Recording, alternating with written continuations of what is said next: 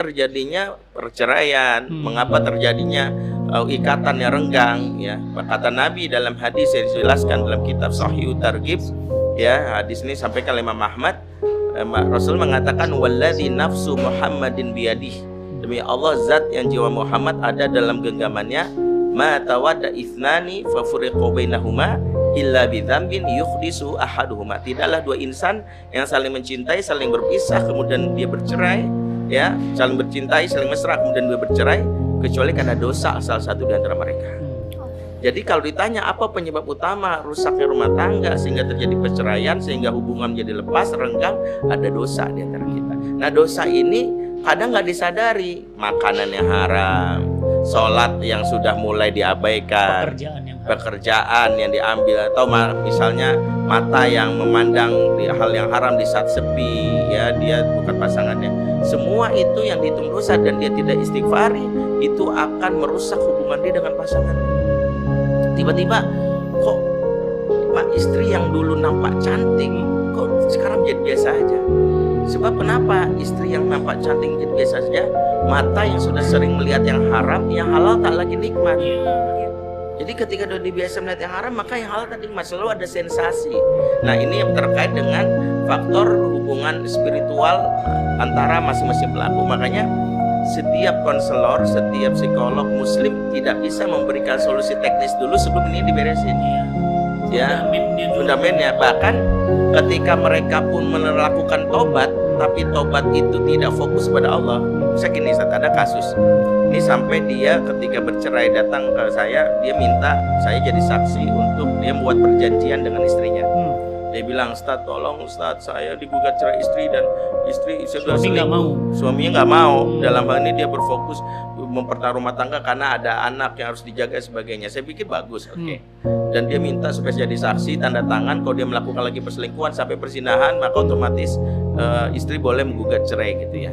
Maka istrinya mau. Setelah hasilnya diskusi sama saya, mau. Tanda tanganlah saya. Belum sebulan suaminya selingkuh lagi, zina lagi. Zina dan itu suaminya, istrinya nggak ada lagi pilihan kecuali menggugat cerai. Suaminya nangis, telepon saya sampai sesenggukan. Disitulah dia bilang, Ustadz tolong saya dalam hal ini nggak pengen berpisah sama istri, saya pengen supaya tetap sama istri, saya jujur khilaf gitu. Disitulah saya akhirnya mau nggak mau berbicara agak keras. Saya bilang, antum lebih fokus, ya, mencari kuatnya hubungan dengan istri dibandingkan dengan Allah. Disitulah letaknya. Antum lebih mencari cintanya istri pada cintanya Allah.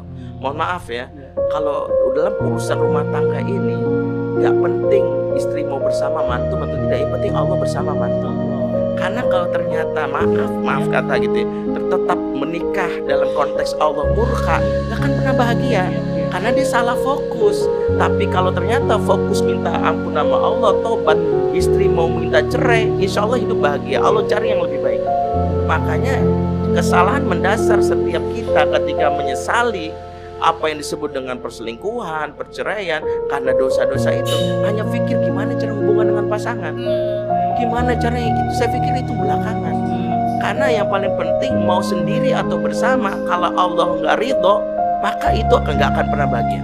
Fundament banget, ya. Jadi itu belumnya fundament dulu. Iya. Sering kita dengar kalau dari nasihat-nasihat yang lain itu justru hal-hal yang sifatnya tadi cabang-cabang. Iya, teknis. Benerin hubungan berdua. Lupa benerin hubungannya yang Allah. Karena cinta kita sama pasangan itu harus cinta segitiga. Iya, betul. Nggak bisa selalu libatkan Allah. Ke atas, betul. Maka kan Quran mengatakan bahwa ma'alafta baina qulubihim walakin Allah alafa bainahum. Kamu nggak akan bisa mengingat mereka kecuali Allah mengingat mereka. Allah.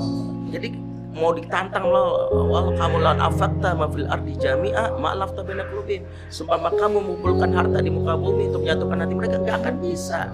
Walakin Allah alafa bainahum. Maka kalau kita sungguh-sungguh fokuslah kepada Allah gitu.